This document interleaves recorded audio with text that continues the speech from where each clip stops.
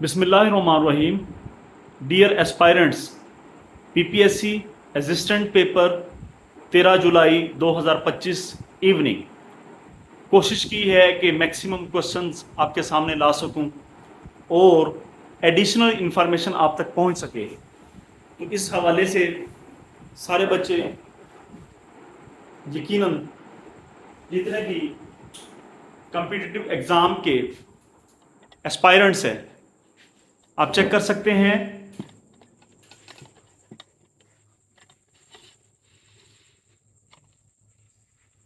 हाँ जी, question number 1, NATO जो है, नेटो ये पूछा हुआ था कि नेटो कब बनी है। 1949, 1949 के अंदर। अच्छा, ये एब्रीवेशन किस चीज़ का है? North Atlantic Treaty Organization. N से नॉर्थ, ए से अटलांटिक, टी से ट्रीटी, ओ से ऑर्गेनाइजेशन। बेसिकली ये मिलिट्री पैक्ट है, ये भी याद रखें, ये मिलिट्री यानी दिफाई पैक्ट है। अच्छा, यहाँ पे ये भी याद रखें कि नेटो जो है इसके अंदर एक मुस्लिम कंट्री भी है जिसका नाम तुर्की है।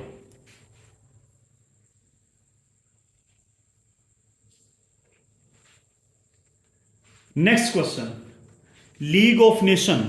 लीग ऑफ नेशन ये 1919 के अंदर बनी थी, 1919 के अंदर। आपके पास जब पहली जंग अजीम ख़त्म हो जाती है, 1914 से 1918 तक पहली जंग अजीम ख़त्म होती है, तो लीग ऑफ नेशन वजूद में आई 1919 के अंदर, ताकि दोबारा जंग ना हो सके। लेकिन फिर वर्ल्ड वार टू शुरू होगी। वर्ल्ड वार टू जब शुरू हुई 1939 के अंदर, वो 1944 के अंदर ख़त्म हुई। तो लीग ऑफ नेशन, क्योंकि वर्ल्ड वार टू शुरू होगी तो फिर लीग ऑफ नेशन की वक़्त जो है वो ख़त्म होगी। उसके बाद यूएनओ जो है वो उसे इस्टेब्लिश किया गया 1945 के अंदर। सवाल ये किया गया है कि लीग ऑफ नेशन के बाद कौन सी लीग जो है वो बनी है, वो यूएनओ है जी। इसे आप कहेंगे फार्मर यानी पहले वाली। ये यूएनओ जो है वो बाद में बनी है। तो यूएनओ, ये पूछा हुआ था लीग ऑफ नेशन के बाद कौन सी लीग बनी है, तो वो यूएनओ बनी है। नेक्स्ट जी, लेनिन ये रूसी लीडर था, रशियन लीडर था, जिसने टू नेशन थ्योरी की हमायत की थी। ये टू नेशन थ्योरी जो सर सैयद अहमद खान ने दी थी, कायदे आज़म मोहम्मद अली जिन्ना ने दी थी कि हिंदू और मुसलमान दो अलग-अलग कौमें हैं, टू नेशन थ्योरी। तो लेनिन ने ये इसे सपोर्ट किया था। अच्छा, पोलियो वायरस, ये पोलियोमाइटिस, ये बेसिकली ये पोलियो वायरस का ही नाम है, पोलियोमाइटिस। पोलियो से लफ्ज़ ही पोलियो क्लियर हो रहा है, पोलियो वायरस मीन पोलियोमाइटिस। इसी तरह नेक्स्ट 5वें नंबर पे जी, कुकिंग गैस, यानी ऐसी गैस जिसके जरिए कुकिंग की जाती है, जिसके जरिए चीज़ें पकाई जाती हैं, तो वो कौन सी है कुकिंग गैस जी? ब्यूटेन और प्रोपेन। ब्यूटेन प्रोपेन, ये 10th क्लास केमिस्ट्री से ये पूछा गया है। कुकिंग गैस बेसिकली ब्यूटेन और प्रोपेन को कुकिंग गैस कहते हैं। बीपी से याद कर ले। इसी तरह 6वें नंबर पे रेलवे ट्रैक गैप, यानी कि रेलवे आपने देखा होगा, उसका जो रेल पटरी है उसके दरमियान जो गैप होता है वो क्यों होता है? इस वजह से होता है कि जो एक्सपेंशन है उसे प्रिवेंट किया जा सके। प्रिवेंट एक्सपेंशन यानी फैलाव जो हो जाता है, अगर ये गैप ना रखा जाएगा तो एक्सपेंशन जो है वो हीट की वजह से वो हो जाएगी। गैप रखा इस वजह से गया है, जो रेल की पटड़ी है, उनकी दो लाइनें हैं, उनके दरमियान एक्सपेंशन गर्मी के अंदर हो जाए तो उसे बचाने के लिए, और उसे दरमियान में लकड़ी के वो टुकड़े लगा के जोड़ दिया गया है। तो सिंपल ये इसका आंसर है जी, होम्योपैथी मेडिसन। अच्छा, ये मेडिसन की ब्रांच है जी होम्योपैथी, जो सैम्यूल हार्नीमैन, आप इसे याद रख लें, होम्योपैथी मेडिसन ब्रांच, ये सैम्यूल हार्नीमैन ने हमें ये दी। इसी तरह विटामिन डी जो है वो हमें सन से भी मिलता है। विटामिन डी बटर और मीट से भी मिलता है। बटर कहते हैं मक्खन को, मीट कहते हैं जो आपके पास गोश्त होता है। तो अब ये सवाल के ऊपर डिपेंड करता है कि एग्जामिनर ने या फिर जो पीपीएससी के पेपर सेटर ने विटामिन डी कहाँ से पूछा हुआ था। सन अगर दिया है तो सन से आपको बटर या मीट भी दे सकता है। अच्छा, सन से एक चीज़ याद रखनी चाहिए, सन जो है इसके अंदर हाइड्रोजन ज्यादा होती है मिकदार में, सन के अंदर हाइड्रोजन होती है। सन को स्टार भी कहा जाता है, सन स्टार है। सन जो है उसके अंदर हाइड्रोजन ज्यादा होती है, सन स्टार भी है।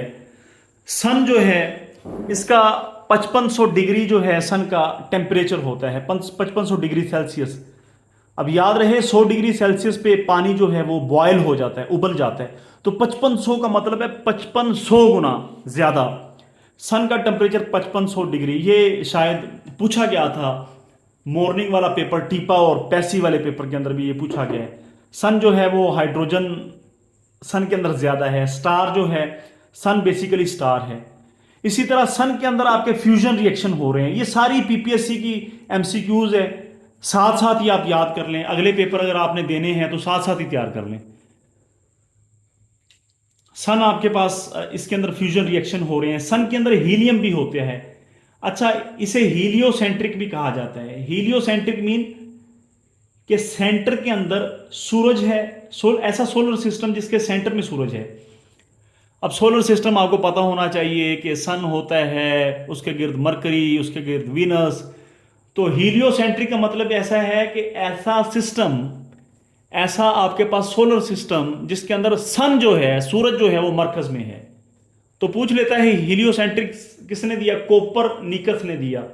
यानी सन के मतलब ये एमसीक्यूज है, ये है, ये है, ये है, ये है, ये है, ये आ सकते हैं नेक्स्ट पेपर्स के अंदर।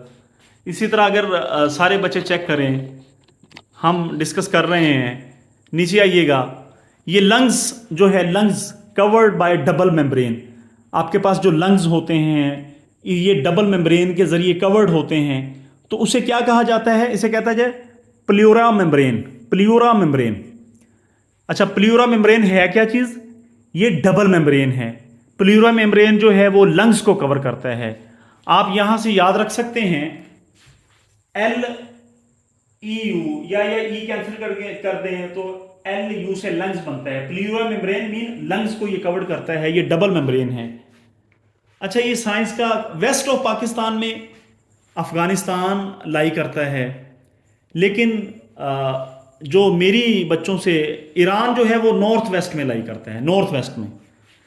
लेकिन अक्सर किताब के अंदर ईरान दिया हुआ है कि वेस्ट ऑफ पाकिस्तान में ईरान लाई करता है।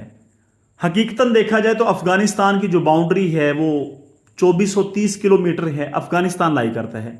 ईरान नॉर्थ वेस्ट में करता है, Iran is in north west, और अफगानिस्तान ये है, ये वेस्ट में लाई करता है।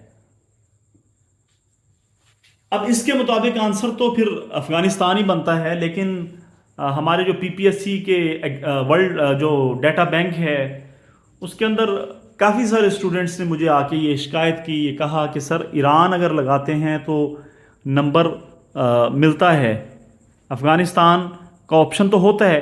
अब ये पता नहीं क्या मामला है पीपीएससी वालों को, हालांकि अफ़गानिस्तान इसका आंसर है, यही होना चाहिए।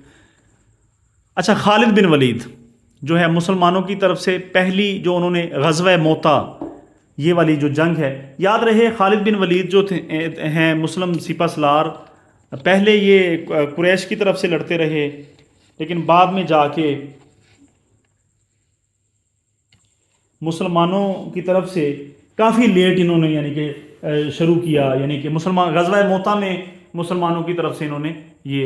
इसी तरह नेक्स्ट जो आपके पास देख सकते हैं, अब्बासिया जो खिलाफत है, अब्बासिया खिलाफत, इसने सुल्तान इल्तुमिश को रिकग्नाइज किया था। अब्बासिया खिलाफत ने सुल्तान इल्तुमिश के ऊपर ये नवाजिश की थी, ये बड़े सगीर के थे जी, ये वाले, ये नवाजिश की थी कि जनाब आप हमारे नुमाइंदे हैं, आप हमारे यहाँ पे बड़े सगीर के अंदर आपको हम रिकग्नाइज करते हैं, आप हमारे यहाँ पे बड़े सगीर में नुमाइंदे हैं। अब्बासिया खिलाफत ने किसे कहा था? सुल्तान इल्तुमिश को। तो आपने ये याद रखना है जी, अब्बासिया खिलाफत और सुल्तान। अच्छा, बतहा वादी, ये इस्लामियत का क्वेश्चन है 13वें नंबर पे। बतहा वादी बेसिकली ये मक्का के अंदर है। इसी तरह 206 हिजरी में इमाम मुस्लिम पैदा हुए। अब इमाम से वो सवाल डालता है जी, इमाम मुस्लिम 206 हिजरी में पैदा हुए।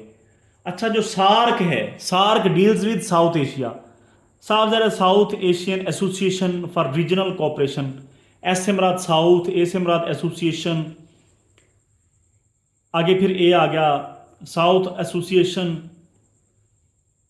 ये सारा एक मुखफ़फ़ है, साउथ एशिया को डील करता है। इसी तरह यूएनओ टूरिज्म ऑर्गेनाइजेशन, यानी कि यूनाइटेड नेशन ऑर्गेनाइजेशन की जो टूरिज्म ऑर्गेनाइजेशन है वो वर्ल्ड टूरिज्म ऑर्गेनाइजेशन है। अच्छा, जनरल मुशर्रफ के हवाले से अक्सर ये क्वेश्चन पूछ लिया जाता है कि 4 पॉइंट फार्मूला ऑन कश्मीर। अच्छा, कश्मीर को मसला हल हो जाए, काफ़ी लोगों ने काफ़ी सारी तजावीज़ दी, इसमें चिनाब फार्मूला भी है, चिनाब फार्मूला, लेकिन जनरल मुशर्रफ ने जो फार्मूला दिया था 4 पॉइंट फार्मूला, बड़ा ज़बरदस्त फार्मूला था, फिजिबल था। अगर इस फार्मूले पे अमल कर लिया जाता तो कश्मीर का मसला आज बड़े ज़बरदस्त तरीके से हल हो जाना था। 4 पॉइंट में पहली बात ये कही गई थी कि थोड़ा सा फौजें आप अपनी अपनी पीछे कर लें, कश्मीर और पाकिस्तान और इंडिया, ट्रेड होनी चाहिए, इसी तरह नॉर्मलाइजेशन इन टाइज होना चाहिए, यानी कि नॉर्मल काम आपका हो जाए। इस तरह करके ये 4 पॉइंट्स हैं, आप गूगल पे भी सर्च कर सकते हैं, किताबों के अंदर भी ये तो अब तो आम से लेवल पे ये बात की गई है।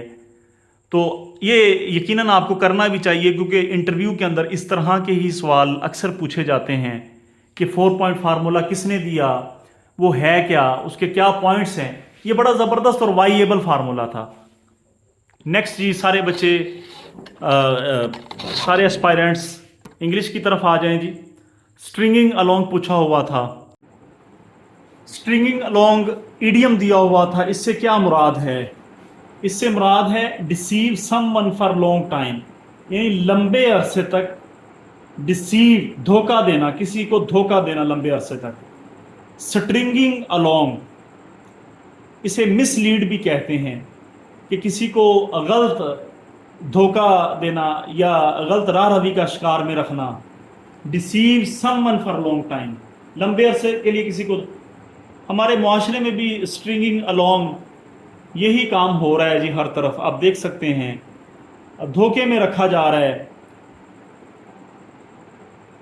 नेक्स्ट आप चेक करें जी, Maria is not working but I के साथ हमेशा एम आएगा, वाज वर ये कुछ भी नहीं, आई के साथ हमेशा एम आएगा। Maria is not working but I am, ये वाली यहां पे आपने सब्स्टिट्यूट करना, ये वाला लगाना था। शी इज, यहां पे ये वाला पूछा हुआ था, यहां पे कौन सी डिग्री आएगी? She is taller than me. अब देखिए यहां पे बड़ा ही सिंपल सी बात है, एक ये वाला है, एक ये है, ये दो प्रोनाउन के दरमियान आपने कंपैरिजन करना है। दो प्रोनाउन, एक शी है एक मी है। अब दो के लिए हमेशा सेकंड डिग्री यानी टॉलर इस्तेमाल होगा, टॉलर, यानी कि वो मुझसे लंबी है, टॉलर है। अब ये दो हैं, दो के लिए टॉलर। अगर यहां पे दो से ज्यादा होते, दो से ज्यादा, जैसे she is dash among the class, अब क्लास में काफी सारे बच्चे होते हैं, तो हमने दो से ज्यादा हो तो यहां पे टॉलेस्ट आना था। अब दो हैं तो दो के लिए आप टॉलर लगाएंगे, इजी है।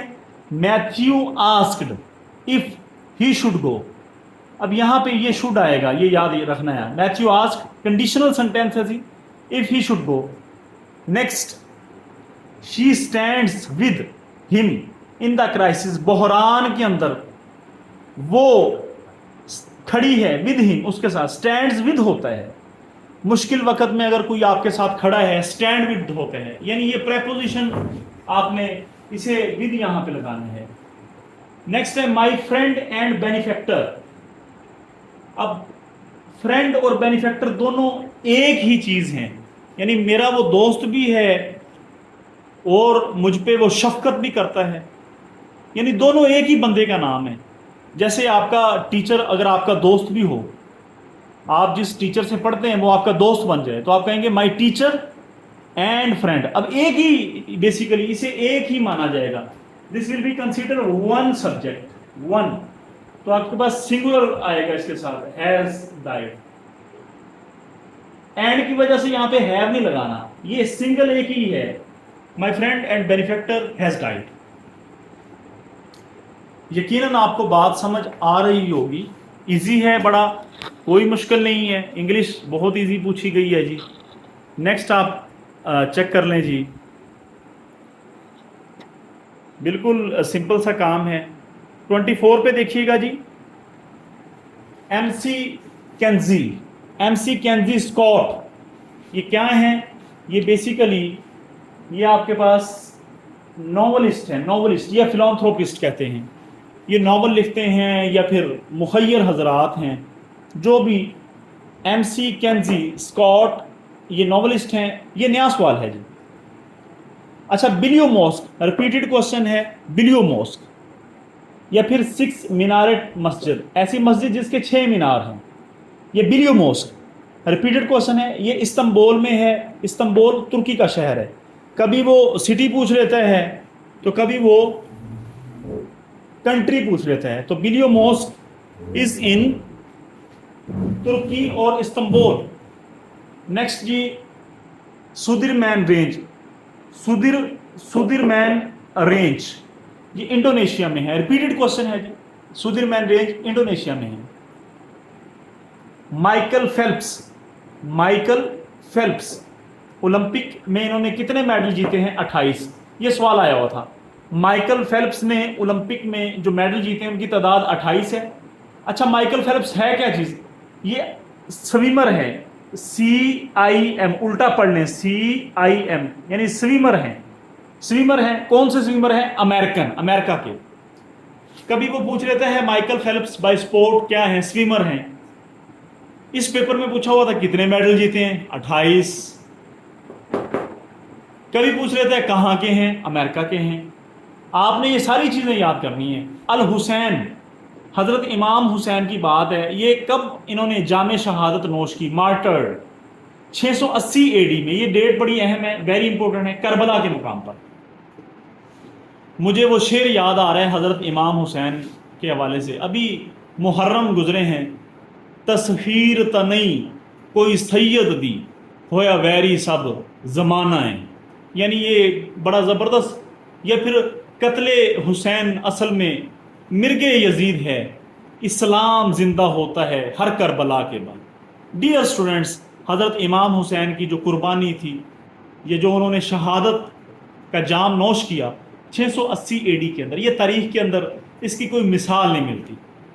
और इस्लाम जिंदा होता है हर करबला के बाद, करबला के मुकाम पर। नेक्स्ट जी, नादरा किसका मुखफ़फ़ है जी?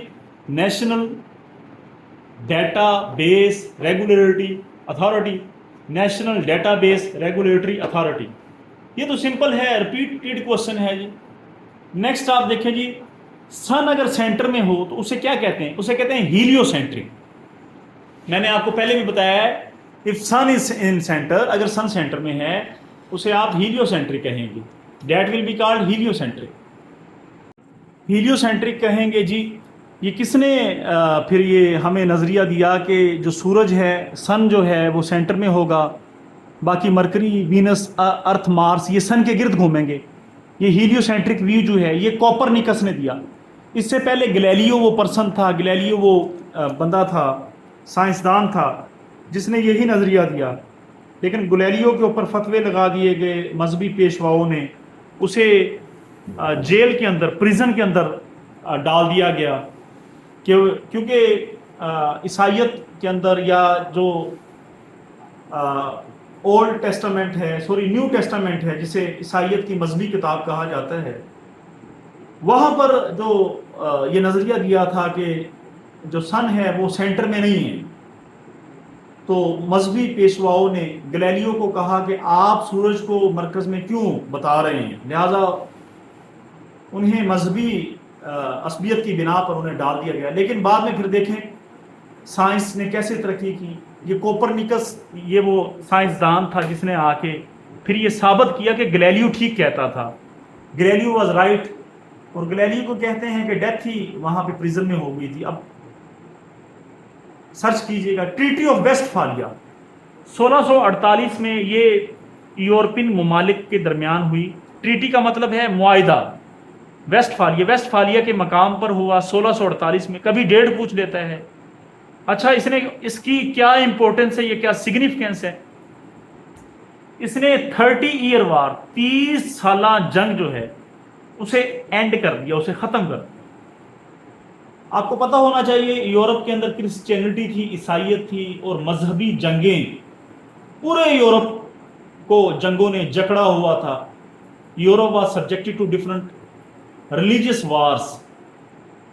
यूरोप के अंदर लड़ाइयां ही लड़ाइयां थी, जंगे ही जंगे थी। फिर आखिर उन्होंने सोचा बैठे 1648 के अंदर उन्होंने ट्रीटी ऑफ वेस्टफालिया, उसके बाद ये 30 सालों का जो ब्लड बाथ है, जो खून खराबा है, वो उन्होंने एंड किया। अच्छा, ये थोड़ा बहुत आपको इन्फॉर्मेशन पता भी होनी चाहिए, क्योंकि जब इंटरव्यू में बच्चे जाते हैं फिर वहां पे नहीं पता होता तो फिर चेयरमैन साहब खुद बता देते हैं। 32 पे देखिए, बिल ऑफ ह्यूमन राइट्स, ये पूछा हुआ था बिल ऑफ ह्यूमन राइट्स। इसमें क्या है जी, बेसिक फ्रीडम के हवाले से बात की गई है, बिल ऑफ ह्यूमन राइट्स। अब ह्यूमन राइट्स के यही है जी, उनकी बुनियादी जो आज़ादी है वो देनी चाहिए। शिमला जो डेपुटेशन है, अब 35 बंदे थे जी इसमें 1906 के अंदर।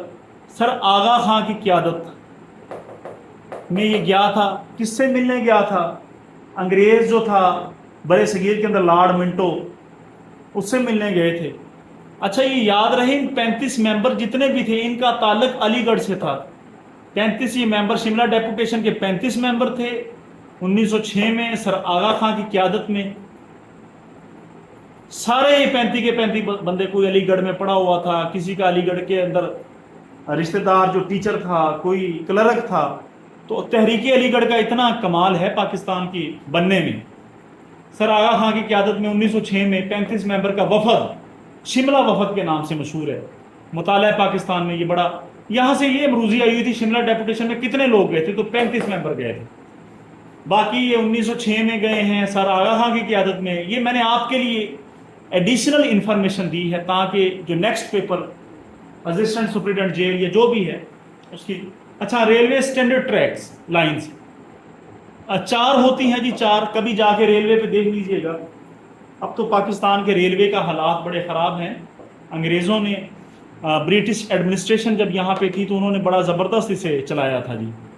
रेलवे स्टैंडर्ड ट्रैक्स लाइंस 4 हैं। कैलकुलेटर किसने ईजाद किया था? ब्याजी पास्कल ने। रिपीटेड क्वेश्चन है, कैलकुलेटर ब्याजी पास्कल ने इन्वेंट किया था। बुक पूछ ली है the charismatic leader, charismatic leader यानी कि क्रिश्मा साज जो शख्सियत है, ये किसने लिखी है? ये सिकंदर हयात ने लिखी थी। सिकंदर हयात ने किस पर लिखी है? कायदे आज़म मोहम्मद रज़ा ने। The charismatic leader basically Sikandar Hayat ने लिखी। किस पर लिखी? कायदे आज़म। बुक पूछ ली है। अच्छा, बैक्टीरिया जो है ये किसने इन्वेंट किया था, किसने डिस्कवर किया था bacteria? Leeuwenhoek. Leeuwenhoek. ऐसे याद रखने के लिए ज़हन में रख ले भी, बैक्टीरिया जो है लिव वेन, वैन के ऊपर हॉक ने इजाद किया था। लेव वेन,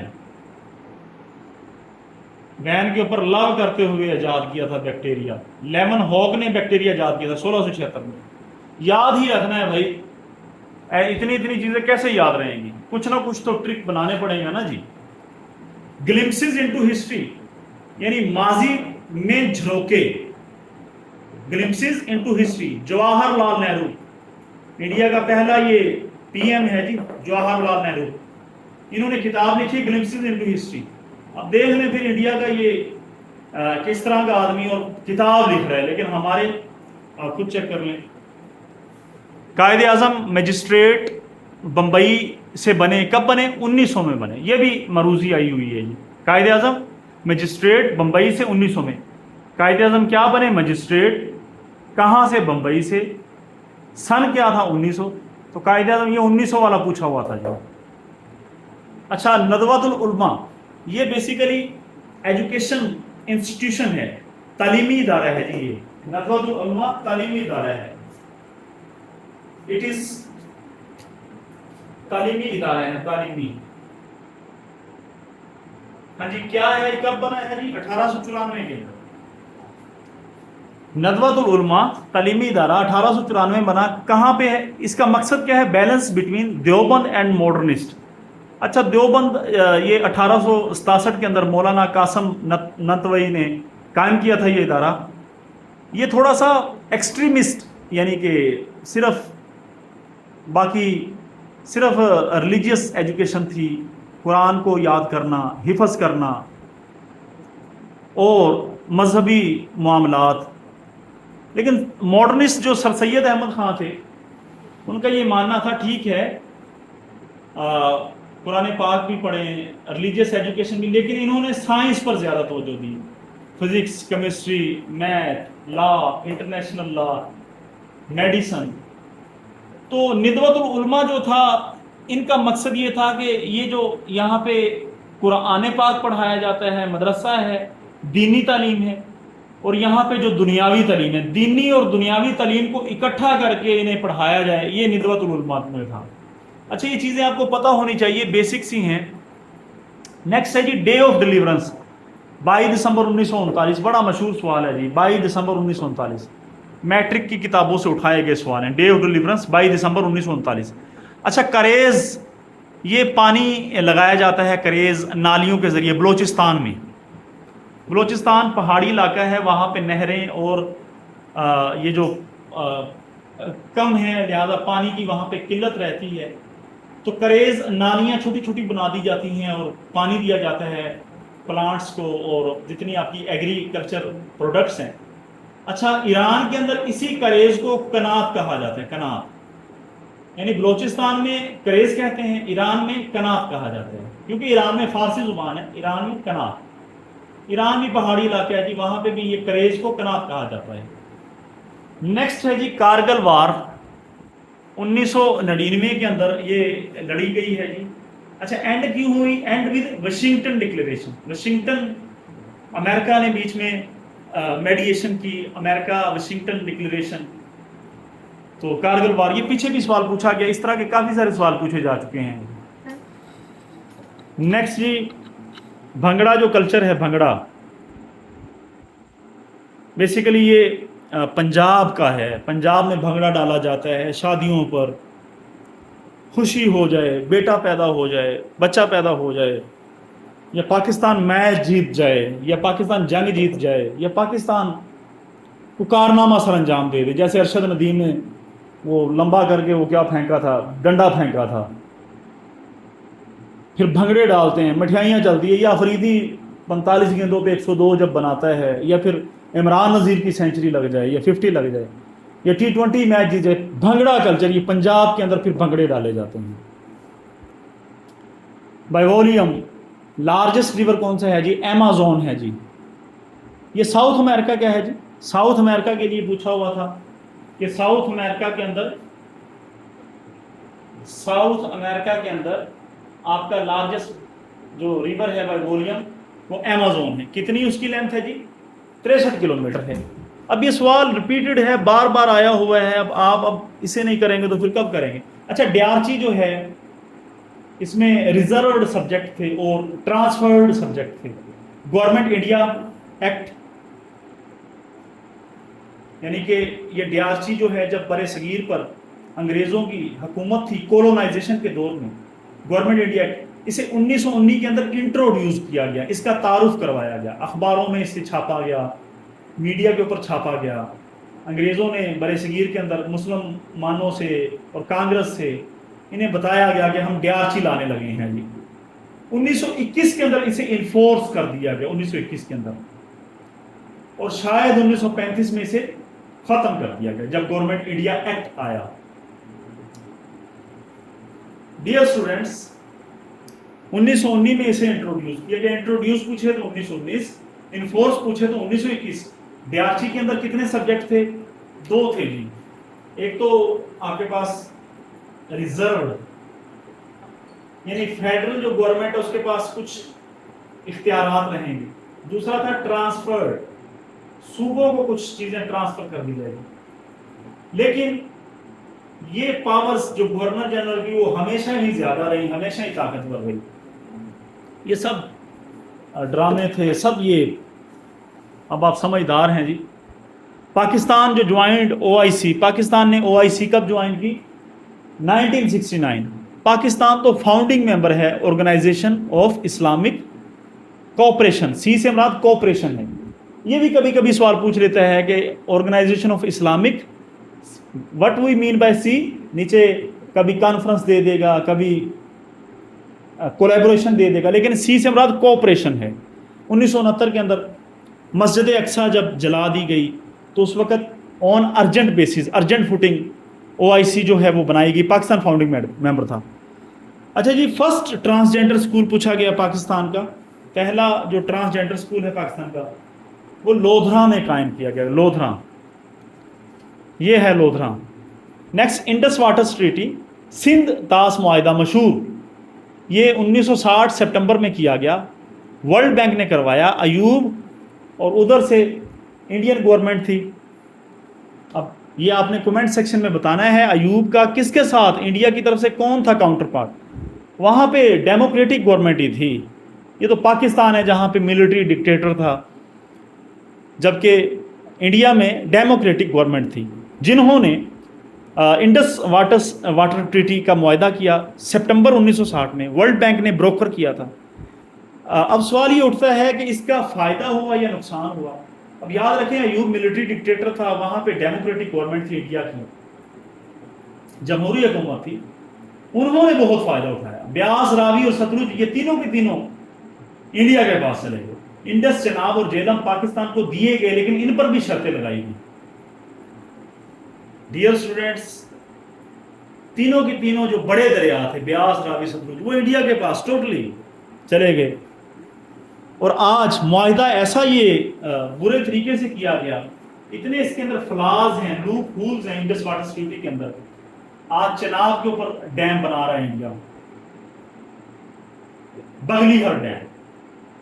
आप आज किशन गंगा जो डैम है जेहलम के ऊपर बना रहा है, हालांकि जेहलम भी पाकिस्तान को मिला, चिनाब भी पाकिस्तान को मिला, इंडस भी पाकिस्तान को मिला, लेकिन इंडिया उस पर भी डैम बनाया जा रहा है। और जब हम अपना case international court of arbitration में लेके जाते हैं तो इंडस वाटर ट्रीटी में फ्लाज इतने वहां पे डिफेंड नहीं कर पाते। अच्छा, ये सारी चीज़ें आपको पता होनी चाहिए। आप यकीनन माशाल्लाह से कॉम्पिटिटिव एग्ज़ाम के स्टूडेंट हैं।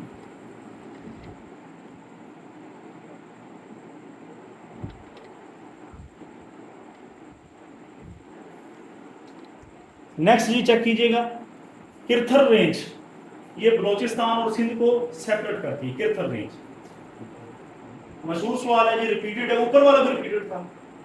पाकिस्तान की जो आइडियोलॉजी है वो किस पर पेश करती, पाकिस्तान का नजरिया इस्लाम पर भी। इस्लाम ही है जो ड्राइविंग फोर्स थी पाकिस्तान के बनाने में, वरना इकट्ठे भी रह लिया जाता, कोई मसला नहीं था। पाकिस्तान की आइडियोलॉजी इस्लाम पर। इसी तरह हेड वर्क्स ऑन रावी, जो आपके पास रावी है,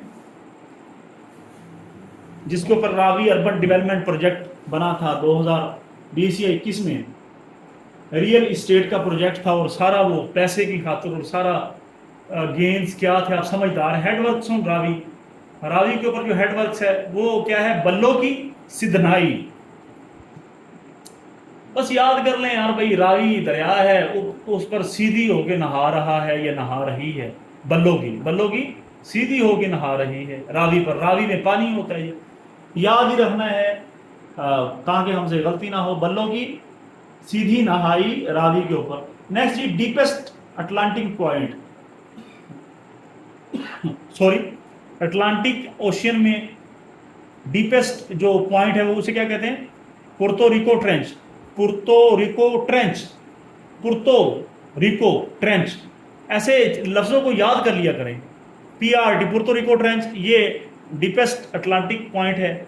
इसकी क्या है जी, 8376 मीटर। अच्छा, जो हमारे पास इंडियन ओशियन है, या सॉरी पैसिफिक ओशियन, पैसिफिक, उसका क्या है जी, मराइना ट्रांच। कितनी उसकी है, 10,994 मीटर।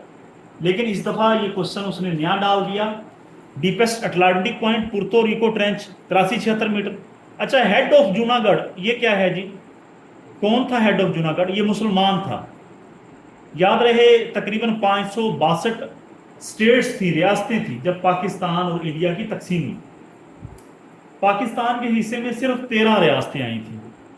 जूनागढ़ एक ऐसी रियासत थी जिसकी majority of the population Hindu थे, बट उसके जो हेड थे वो मुसलमान थे, नवाब मोहब्बत खान जी थी।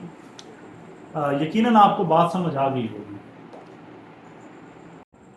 अच्छा जी, non proliferation treaty, NPT, non proliferation treaty, यानी हथियार को ना फैलाओ, ये मुआहदा 1968 में हुआ था जी। Sentence is basic unit of ऐसे। अब ऐसे लिखना है तो फिर सेंटेंस उसका बुनियादी जुज है। सेंटेंस लिखना आएगा तो आप ऐसे लिख पाएंगे। ऐसे का जो बेसिक यूनिट है वो सेंटेंस है। इन्वायरमेंटल बफर्स प्लांट्स को कहते हैं, प्लांट्स को इन्वायरमेंटल बफर्स कहते हैं। तहरीक निस्वान ऑर्गेनाइजेशन, ये शीमा करमानी ने तहरीक निस्वान ऑर्गेनाइजेशन चलाई थी।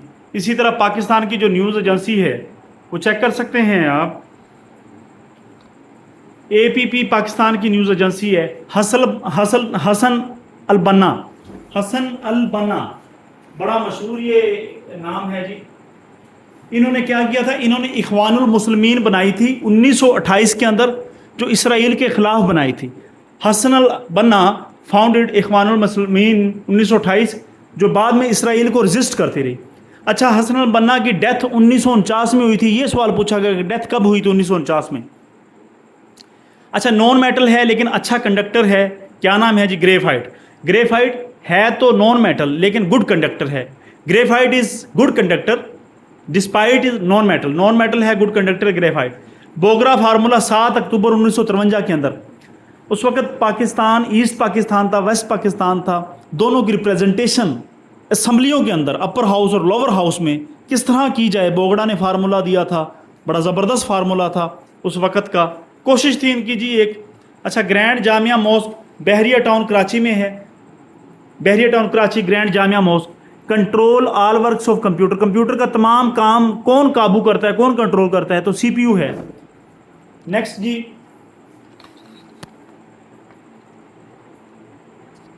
नॉट वैलिड जोम इन एक्सेल। एक्सेल में कौन सा वैलिड नहीं है? अच्छा, वैलिड जो है वो 10% से 400%, यानी एक्सेल है तो 10% से 400% तक आप उसमें जूम कर सकते हैं, ये वैलिड है। अच्छा, ये ना ये दिया था, ना ये दिया था, ना इनके सेंटर में दिया था, कोई और ही दिया हुआ था, तो इसका नन ऑफ दिस ऑप्शन था। स्क्वायर गार्डन है 50 मीटर, उसका जो है फेंस उसकी 8 मीटर होगी। अच्छा, ये पूरा क्वेश्चन नहीं मिला जैसा है। पेरीमीटर 50 × 4 200, पूरा सवाल नहीं मिला। कॉस्ट 200 × 8 1600 होगी, पूरा क्वेश्चन नहीं मिला। ट्रेन अराइव करती है तकरीबन इतने सेकंड में 665.99, पूरा सवाल नहीं मिला इसका भी। लेकिन जो लोग जिनके पास ये क्वेश्चन है वो सेंड करें ताकि इसके ऊपर मुकम्मल मैं डिटेल वीडियो बना सकूं। सनफ़ जो है एक लफ्ज़ के 2 मानी लेना, इसे शायद सनफ़ इबहाम कहा जाता है। सनफ़ इबहाम, पढ़े ना लिखे नाम मोहम्मद फ़ज़ल, इसे सनफ़ तज़ाद कहा जाता है, यानी उल्ट काम हो रहा है। पढ़े ना लिखे, पढ़ता लिखता तो है नहीं लेकिन नाम मोहम्मद फ़ज़ल, सनत तज़ाद। इसी तरह किताब खराज का मौजू टैक्स का खराज है। किताब खराज, खराज का मतलब भी टैक्स का खराज है। आरामदान, आरामदा कुर्सी को कहते हैं। और आजकल एजुकेशन प्राइवेट हो रही है और ये टीचर जो आरामदान पे जाके बैठ जाते हैं स्कूलों में आरामदा कुर्सी पर, भाई उन्हें अब थोड़ा सा सोचना पड़ेगा।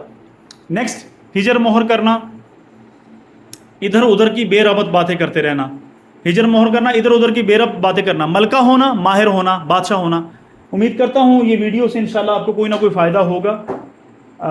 चैनल को सब्सक्राइब कीजिएगा, लाइक कीजिएगा, बेल आइकन बटन दबाइएगा, शेयर कीजिएगा। और अगर मैथमेटिक्स के क्वेश्चन आपको एग्जैक्ट मिलें तो ज़रूर कमेंट कीजिएगा ताकि मैं उसके ऊपर सेपरेट वीडियो बना सकूं और आपकी खिदमत में दोबारा हाज़िर हूं। Thank you very much. अल्लाह हाफिज़। बिस्मिल्लाहिर्रहमानिर्रहीम। डियर स्टूडेंट, मैं हूं उमैर निसार और आप देख रहे हैं मेरा YouTube channel think and grow rich with Umair Nisar. जैसे कि आप जानते हैं कि हमारी केमिस्ट्री की सीरीज़ का, मैथमेटिक्स की सीरीज़ का आगाज़ हो चुका है। अपलोडिंग का सिलसिला जारी है। टाइम मसरूफियत की वजह से ना दे सका। आज फिज़िक्स के न्यूमेरिकल्स चैप्टर नंबर 3, और मुझे ये बड़े अच्छे तरीके से इस चीज़ का इदराक है, पता है। हमारे तालिब इल्म, हमारे स्टूडेंट्स बिल्कुल न्यूमेरिकल से खौफ खाते हैं, परेशान होते हैं, लेकिन कोई परेशानी की ज़रूरत नहीं। मैं हूँ यहाँ पर आपको समझाने के लिए, बताने के लिए, गाइड करने के लिए। एक एक स्टेप आपको बताया जाएगा। न्यूमेरिकल के नंबर ऐसे नंबर हैं, फ्री के नंबर। डियर स्टूडेंट्स, न्यूमेरिकल करने से पहले एक दो एग्जाम्पल मैं देना चाहूंगा, जहन में रखें। फॉर एग्जाम्पल, आपको कोई दूध दे देता है, चीनी दे देता है, थोड़ी सी चाय दे देता है, वाइटल या कोई भी है, और साथ आपको नमक दे दिया जाता है, आपको तमाम सामान प्रोवाइड कर दिया जाता है टेम्परेचर या आग जलाने के लिए। ये है मवाद, ये है वो डाटा जो आपको दिया जाता है। चीनी, दूध, चाय और आग जलाने का सामान, चूल्हा वगैरह, ये है वो मवाद यानी डाटा जो आपको दिया जाता है। फिजिक्स में भी डाटा दिया जाएगा। फाइंड से मुराद है कि मालूम क्या करना है, फाइंड क्या करना है। तो उससे मुराद है कि आपसे कह दिया जाए कि आप खीर बना दें, या फिर आप नमकीन चावल बना लें, या फिर आप चाय बना लें। इसे कहते हैं, यानी जो दिया जाता है उसे डाटा कहा जाएगा, और जो वो फाइंड करवाएगा वो कहेगा कि चाय बनवा दें, चाय बना दें। तो यकीनन आपको चाय का कुलिया या फार्मूला लगाना पड़ेगा। अगर कहा जाए कि मीठी खीर बनाएं, तो यकीनन आपको चावल और उसमें चीनी और चाय वगैरह नहीं डालने की जरूरत है। तो वो फार्मूला आपको तलाश करके वो फाइंड करना पड़ेगा। तो सेम फिजिक्स के अंदर डाटा दिया जाएगा, फोर्स, मास दे दिया, वेलोसिटी दे दी, डिस्प्लेसमेंट दे दिया, वगैरह वगैरह, ये डाटा दे दिया। फाइंड यानी अब मालूम करवाएगा, जैसे चाय बनवा ली आपसे या खीर बनवा ली, वैसे ही आपको कभी कह देगा फोर्स फाइंड करें, कभी आपको कहेगा कि आप एक्सेलरेशन फाइंड करें। तो ये गिवन डाटा होगा और उसके बाद हमने फाइंड करना होगा। एंजॉय करें वीडियो को एंड तक। Thank you very much. आगे न्यूमेरिकल्स हल किए गए, कमेंट सेक्शन मौजूद है। बाकी यूट्यूब चैनल यकीनन सब्सक्राइब भी कर दीजिएगा और लाइक का बटन भी दबा दीजिएगा और शेयर भी कर दीजिएगा। Any question you can ask from me on comment section. Thank you very much. बिस्मिल्लाहिर्रहमानिर्रहीम। जी तो dear students, numerical problems chapter number 3। हाँ जी, पहला न्यूमेरिकल, 10 किलोग्राम ब्लॉक, यानी कि ये किलोग्राम है, ये हमें मास दिया हुआ है। सारे बच्चे चेक कर सकते हैं। It is mass placed on a smooth horizontal surface, यानी कि एक 10 किलोग्राम मास का ब्लॉक एक हमवार उफकी सतह पर पड़ा हुआ है, यानी एक्स एक्सिस के ऊपर पड़ा हुआ है। हॉरिजॉन्टल सरफेस से मुराद है एक्स एक्सिस के ऊपर।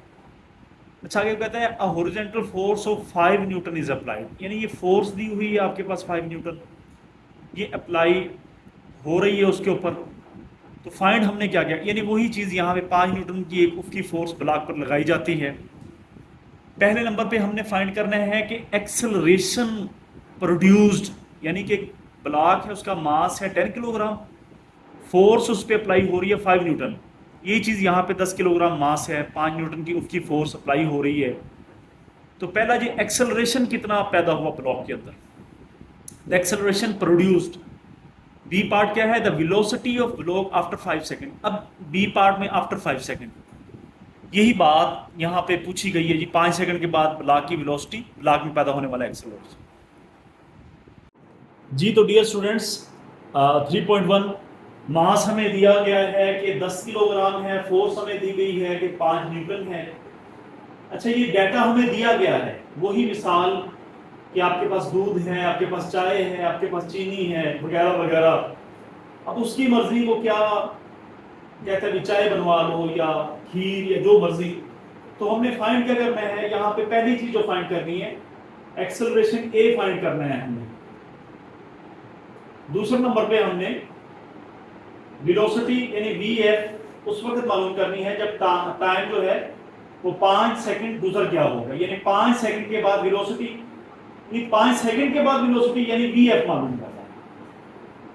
तो सारे बच्चे गौर फिक्र से देख सकते हैं कि यहाँ पे उसने कहा होगा कि जो ब्लॉक है वो प्लेस्ड है। ब्लॉक जो है वो हमारे पास पड़ा हुआ है किसी सरफेस के ऊपर। क्या मतलब, अगर ये हमारे पास सरफेस है ये वाली, इसके ऊपर ब्लॉक पड़ा हुआ है, ये वाला ब्लॉक, तो इसका मतलब ये है क्योंकि ये रेस्ट की हालत में है, पड़ा हुआ है, तो वी जो है इनिशियल वेलोसिटी जो है, क्योंकि वो सुकून पजीरी की हालत में मूव नहीं कर रहा, आपकी बुक में लिखा हुआ है, न्यूमेरिकल दोबारा देखें कि वो रेस्ट की हालत में पड़ा है, तो इब्तदाई स्पीड क्या होगी उसकी 0 होगी। ये बात आपने याद रखनी। कोई भी चीज प्लेस्ड है, पड़ी हुई है हॉरिजॉन्टल सरफेस के ऊपर, ये है हॉरिजॉन्टल सरफेस, ये उफकी सरफेस, इसके ऊपर ये पड़ा हुआ है, इससे मुराद क्या है, क्योंकि ये मूव नहीं कर रहा, इससे मुराद है इसकी वेलोसिटी इब्तदाई जो है वो 0 होगी। लेकिन अब फोर्स इसके ऊपर 5 न्यूटन लगा दी गई है, 5 न्यूटन, ये भी उफकी फोर्स है, उफकी मीन इसके पैरेलल है, 5 न्यूटन की फोर्स लगा दी गई है। तो अब वो पूछ रहा है कि एक्सेलरेशन ए कितना होगा, और जब टाइम 5 सेकंड गुजर चुका होगा तब वेलोसिटी फाइनल कितनी होगी। अच्छा याद रहे, जो इंग्लिश मीडियम के स्टूडेंट्स हैं वो ये वाला काम करेंगे, गिवन डाटा लिखेंगे, टू फाइंड लिखेंगे, बाकी ये चीजें सेम है। जो उर्दू मीडियम के स्टूडेंट्स हैं वो गिवन डाटा की यहाँ पे दिया गया मवाद लिखेंगे, टू फाइंड यहाँ पे लिखा हुआ है तो वो यहाँ पे लिख लेंगे मालूम,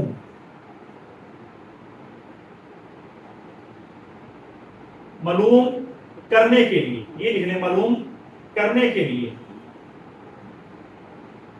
क्या मालूम करना है जी आपने, एक्सेलरेशन और ये वाली चीज मालूम करना है। अच्छा पहला जो हमारे पास फार्मूला होगा, क्योंकि हमने एक्सेलरेशन, ये उर्दू मीडियम वाले काम ऐसे कर लेंगे, ये काम नहीं करेंगे, उर्दू मीडियम वाले, इंग्लिश मीडियम वाले ये वाला काम करेंगे। तो डियर स्टूडेंट्स आप चेक कर सकते हैं, हमने एक्सेलरेशन फाइंड करना है, फोर्स दी हुई है, मास दिया हुआ है, तो हमारे पास कुलिया है Newton second law, F is equal to ma, F is equal to ma, ये न्यूटन सेकंड लॉ है, तो आप यहां पे लिख भी दे जाए बाय न्यूटन सेकंड लॉ।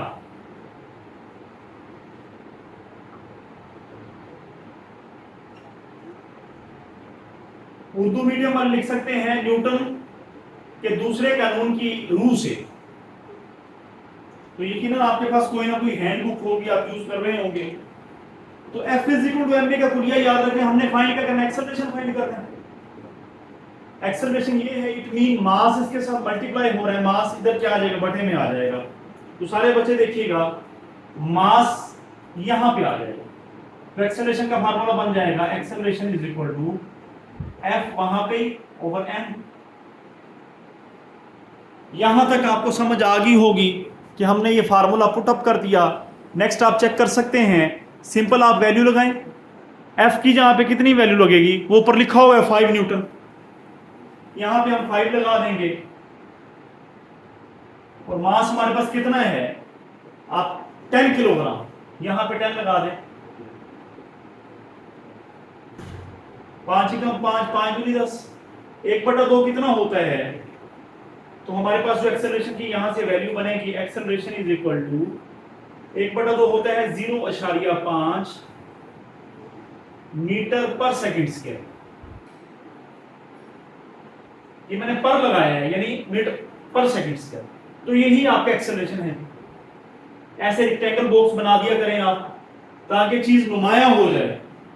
तो acceleration is equal to 0.5 metre पर सेकंड स्क्वायर।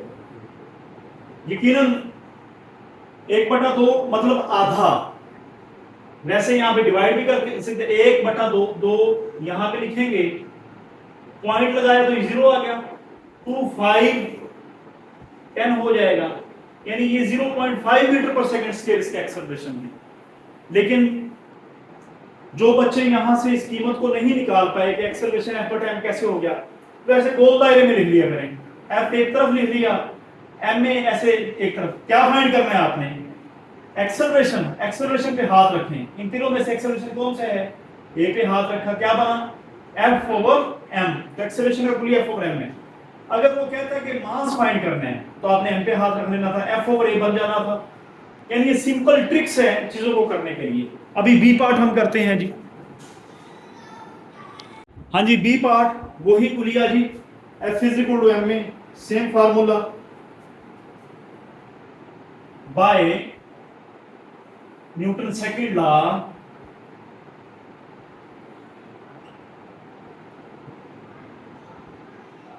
क्या है Newton second law, F is equal to M में, और M की जहां पे आप M में लगा देंगे, ये ऐसे ही आगे एक्सेलरेशन की वैल्यू होती है Vf minus Vi over T।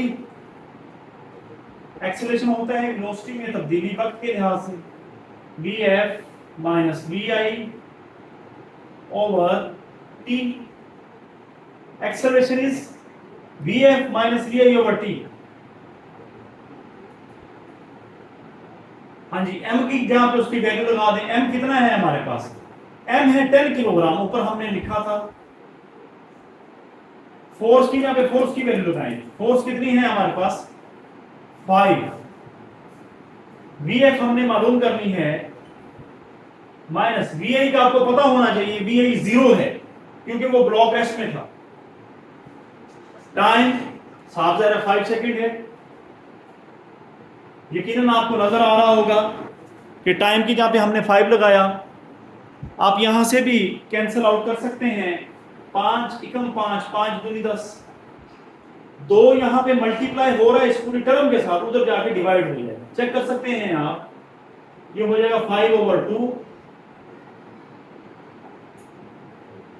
यानी ये 2 इधर आ गया, 5/2 is equal to Vf minus 0 Vf होता है। अच्छा, 5/2 यानी 5 को 2 हिस्सों में तकसीम कर दो तो 2.5 आंसर आ जाएगा। कैलकुलेटर उठाएं, 5 तकसीम 2 करें, 2.5 आंसर। याद रहे ये वेलोसिटी है। वेलोसिटी के लिए मीटर पर सेकंड लगाते हैं, मीटर पर सेकंड। दैट इज मीटर पर का मतलब है ये, और सेकंड का मतलब S. That is your answer. ये इक्वल का साइन है जी, आप चेक कर सकते हैं। 2.5 मीटर पर सेकंड। याद रहे फार्मूलों के अंदर, यूनिट के अंदर गलती नहीं होनी चाहिए। अब वेलोसिटी है ये मीटर पर सेकंड, एक्सेलरेशन था मीटर पर सेकंड स्क्वायर था।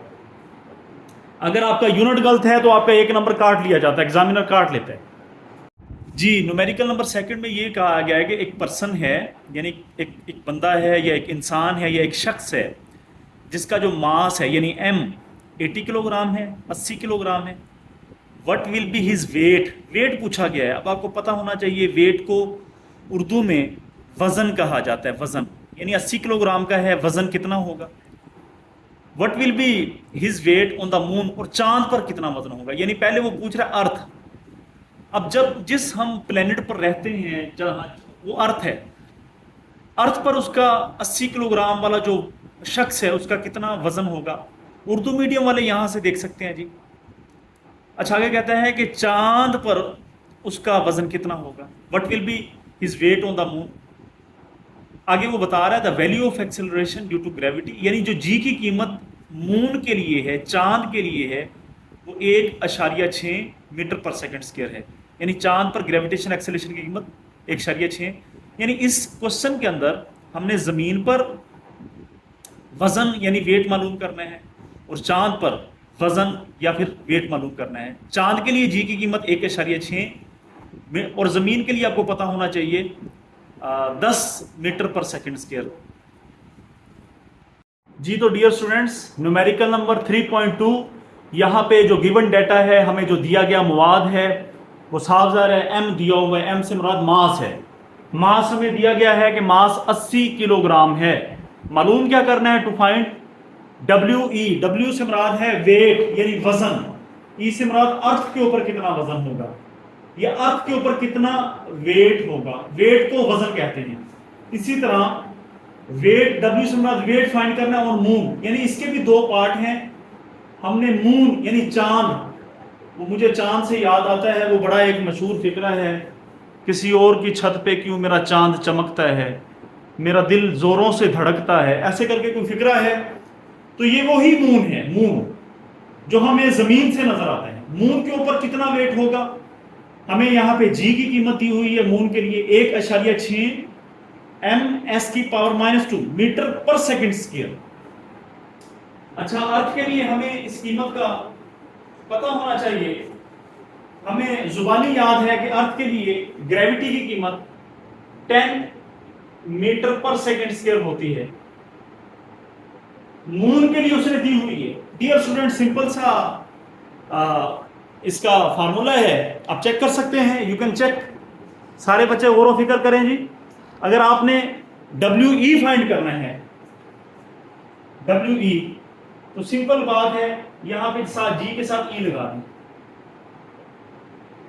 डब्ल्यू ई मीन अर्थ के ऊपर वेट, तो क्या स्टेप होगा हमारा, W E is equal to mass की यहां पे आप 80 ही लगाएंगे, और अर्थ के ऊपर ग्रेविटी कितनी होती है हमें याद है इस बात, 80 जरा 10 कितना हो जाएगा, 800।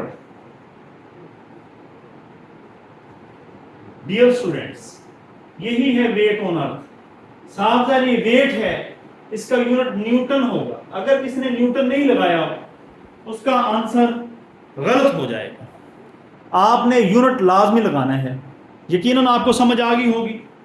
अब इसी तरह से अगर मून के लिए, चांद के लिए, तो यहां पे आप सिंपल एम लगा देंगे, यानी वेट ऑन मून, इधर भी एम लगा देंगे। और चांद पर जो ग्रेविटी है उसने दी हुई है 1.6, ये सारा मिटा देंगे। ये क्योंकि बोर्ड है तो मैं इसलिए ऐसे कर रहा हूं, आप अलग से हमें करेंगे इसे। तो ये पॉइंट आप जब खत्म करेंगे नीचे 10 आ जाएगा, पॉइंट की जहां पे 1 आया, इधर की जहां 0 आ गया। 10 ضرب 8 80, 16 को 8 से ضرب देंगे तो आपका जो आंसर आएगा 16 ضرب 8 128, 128। लो जी, दैट इज फार। ये मून के लिए बेटा, याद रहे मून है तो mm लिखेंगे नीचे, mm 128 न्यूटन। अर्थ के लिए जी की कीमत अर्थ वाली, और यहां पे आपने ई लगा देना, ई से मुराद अर्थ होता है। मून के लिए आपने सिंपल यहां पे एम लगाना है, और आपने जो ग्रेविटी वाली कीमत है वो एम की लगा देनी है। अच्छा, न्यूमेरिकल नंबर तीसरा जो है चेक कर सकते हैं, व्हाट फोर्स इज रिक्वायर्ड। हमने फोर्स फाइंड करनी है, फोर्स यानी एफ हमने फाइंड करना है, एफ यानी कितनी जो है वो फोर्स दरकार होगी, ये वाली चीज, to increase the velocity of 800 kilogram. अच्छा, जहां पे किलोग्राम लफ्ज आ जाता है इससे मुराद मास होता है, ये मास होता है, इसके एंड में किलोग्राम है, यानी मास हमें 800 किलोग्राम दिया गया है। फ्रॉम 10 मीटर पर सेकंड, ये एस की पावर -1 है, तो ये वेलोसिटी है, टू 30 मीटर पर सेकंड, यानी हमें यहां पे अंदाजा हो गया कि ये इब्तदाई वेलोसिटी है VI है, और ये जो है वो फाइनल वेलोसिटी है VF है। वेलोसिटी जहां पे भी आएगा s की पावर -1 होगी, और एक्सेलरेशन जहां पर आएगा s की पावर -2 होगी। जैसे यहां पे s की पावर -2 है, ये एक्सेलरेशन है due to gravity. Dear students, same बात यहां 800 किलोग्राम, यानी मास 800 किलोग्राम है आपका, वेलोसिटी जो है वो 10 सेकंड में, टाइम भी दे दिया गया है 10 सेकंड। अच्छा, ये इब्तदाई वेलोसिटी से बढ़ाकर आपने कहाँ पे लेके जानी है, VF, तो फाइंड का क्या करना है हमने, फोर्स दरकार। ये तीसरा न्यूमेरिकल है जी। तो dear students, numerical number 3, 800 kilogram की जो गाड़ी है उसे कितनी फोर्स दरकार होगी 10 सेकंड के अंदर, यानी कितनी उसके ऊपर फोर्स लगाई जाए कि उसकी इब्तदाई स्पीड 10 मीटर पर सेकंड से जो स्पीड है वो 30 मीटर पर सेकंड हो जाए। यानी अगर ये गाड़ी है आपके पास तो हम इसके ऊपर कितनी फोर्स लगाएं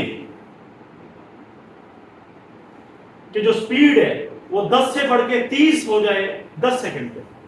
ये है न्यूमेरिकल, चेक कर सकते हैं, सिंपल हमें बताया गया है। तो आइए फाइंड क्या करना है।